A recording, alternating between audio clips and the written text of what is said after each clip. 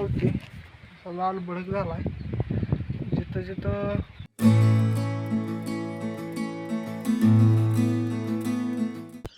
तर नमस्कार YouTube family, स्वागत आहे आपलं. Good morning. तर आजच्या ब्लॉगची सुरुवात डायरेक्ट डाळिंबीच्या बागेतून होती. काल वाऱ्यामुळं फवारा मारला नव्हता, ते राहिलेला. वाऱ्यामुळं तणनाशक उडून डाळिंबीच्या झाडावर जात होतं. त्यामुळं आता वारं नाही, काय नाही. आता वाजले तर सकाळचे 5:45 वाजता आम्ही नाना आणि मी तणनाशक मारा आलो. बघू शकता काल फवारा मारलेला बेडवरचं सगळं गवत बऱ्यापैकी जळत आलेलं आहे आणि मधल्या पट्यातलं राहिलेलं आहे. इकडचं या बेडवरचंही जळलेलं आहे आणि या बेडचंही जळलेलं आहे. मधल्या पट्याचं राहिलं आहे फक्त. तर इफेक्ट चांगला झाला आहे. फक्त आज थोडं ते राहिलेलं मधलं ते मारायचं आहे. फक्त वारं सुटाय नाही पाहिजे, नाहीतर अवघड होईल. तर मी पटकन पटापटा फवारा मारून घेतो, म्हणजे वारं सुटायच्या आतच फवारा होऊन जाईल. तर मित्रांनो, फवारा मारून झालाय. बागेमध्ये तणनाशकही मारलं, पूर्णपणे झालंय. आणि त्यानंतर STPच्या पंपाने मकाला आळीचा फवारा मारलाय. कोराजिन मारून आता आम्ही आंघोळ करून आलो होता. नाश्त्याला आपल्याला चहा आणि टोस्ट आहे.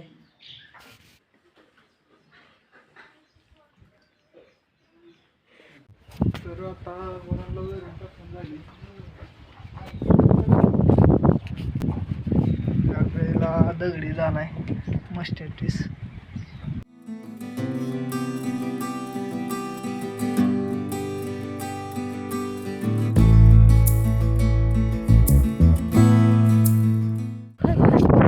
तर मित्रांनो, आपण आलोय कोरफड न्यायला.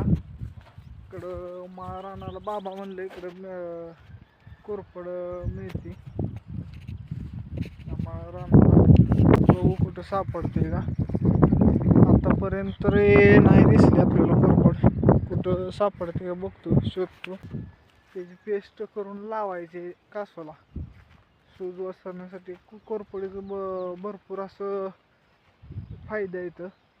अँटीऑक्सिडंट आहे, अँटीसेप्टिक आहे, असे भरपूर त्याचे यूज आहेत.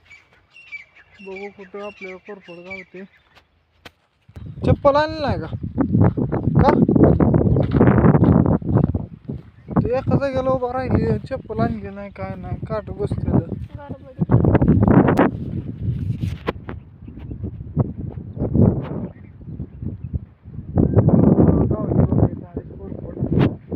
भरपूर कोरफड आहे. अशा प्रकारे कोरफड आपल्याला सापडलेले. तर याच्यातलं एक बेट तोडून नाही, आपण उपटून न्यावं लागलं. याच्यातलं एक बेट उद्याला आण सोनं. बेट आहे किती आहे ती बघ.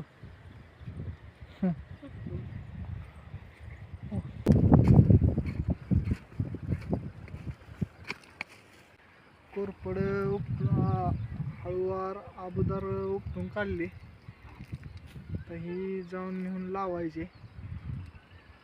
अशी लावली तरी ती फुटून येते. बाबांनी बरोबर सांगितलं आम्हाला, इथं भेटेल जावा, तिथून आणा म्हणून. ते कुदळ की माझ्या एका हात मोबाईल हे असल्यामुळे घे येत नाही तिकडच. तर मित्रांनो, कोरफड आपल्याला सापडली आणि आपण घरी चाललोय.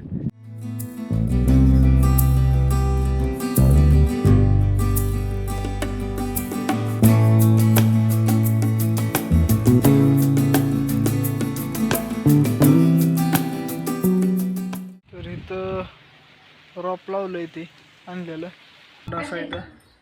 आता हळद अशी कुठून केली.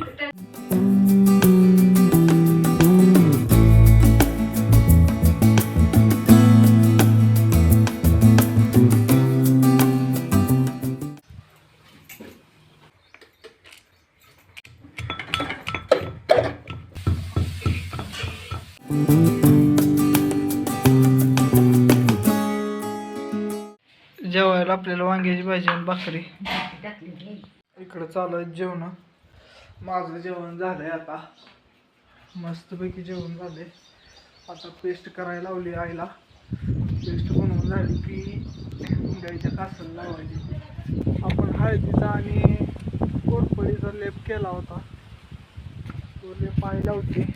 असा लाल भडक झालाय. जिथं जिथं कास कठीण लागते तिथं तो म्हणजे सगळ्या कासाला लावायचा आहे. जिथं जिथं कास कठीण लागते तिथं जास्त लावायचं.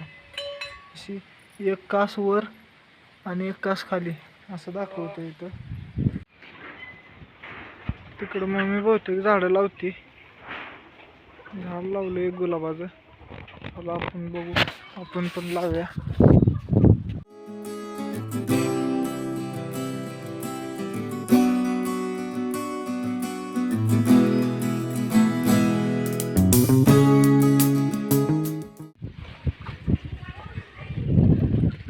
काय करते आई? कोंबड्यांना घातलं पाहिजे है ना. आई दाणं टाकते कोंबड्यांना, पाणी बी ठेवते. बाहेर सोडल्या तर इकडे बाजरी उपटून टाकतील ह्या, म्हणून आईनं ही जुगाड केलाय आतल्या आतच. रातराणीचं झाड लावायचं आहे. इकडे गुलाबाचं झाड एक लावलंय, अजून एक गुलाबाचं झाड आणि रातराणीचं झाड लावलं. कुठं आहे? ह्याच्या आधी आलून ठेवलंय बघा, कसं प्रोटेक्शन करून ठेवलंय. ते एक लाल गुलाबाचं लावलंय आणि तिकडं आबोली कलरचं गुलाब लावलंय. दुसरं ती रातराणीचं बहुतेक इथं लावायचं आहे.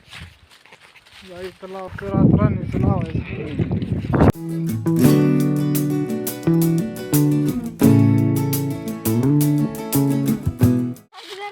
इकडं कोंबड्या किंवा जनावरं ताप देते, ती झाडं उपटून टाकते, ती खाऊन टाकते ती. म्हणून मम्मी साडीचं प्रोटेक्शन लावते.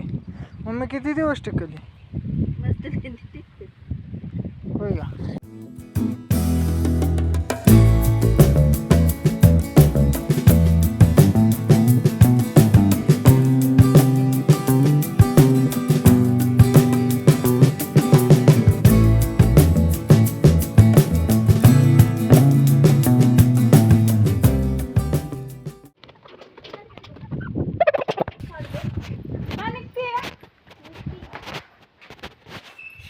आई इकडं पाण्यावर झोलती या. आई झोप लागली काय? नाही वाटतं अजून झोप लागली. करते. केस जरा माझी गळत होती त्यामुळं ॲलो लावतोय, म्हणजेच कोरपड. बघू राहतेत का केस गळायचे. रिझल्ट मी तुम्हाला सांगेन. एकदम प्युअर मागाशी आपण आणलेली ती कोरपड आहे. त्यात कुठलंही केमिकल न मिसळता नुसतं त्याचा गाभा लावतोय. बघू त्याचा इफेक्ट कसा होतोय ते तुम्हाला मी नक्की सांगेन.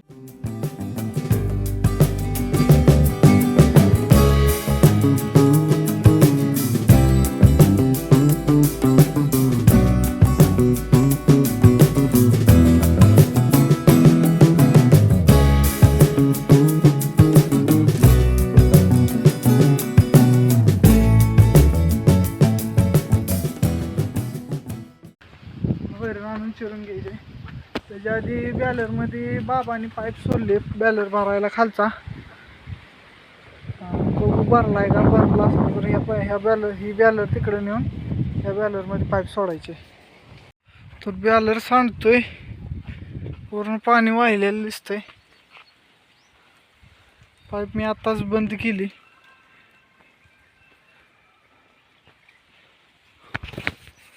थोडा मला उशीर झाला, काय करायचं, जरा कामात होतो. चला आता वैरण आणायला जायचं आहे आपल्याला. आईने मम्मीनं वैरण तोडून ठेवले, ती वैरण घेऊन यायचं आणि वैरण चिरून घ्यायची.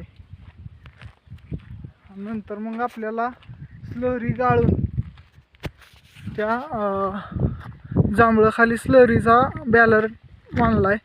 तुम्ही मागच्या ब्लॉगमध्ये बघितलाच असेल. तो बॅलर पूर्णपणे गाळून आता आपण जो बॅलर नेलाय तिथे ठेवलेला होता निळा, त्या बॅलरमध्ये वतायचे आणि ती मोठ्या ओसाला सोडून द्यायचे. जवळजवळ 30 कवळं वैरण आहे, एका दिवसाची वैरण आहे एवढी.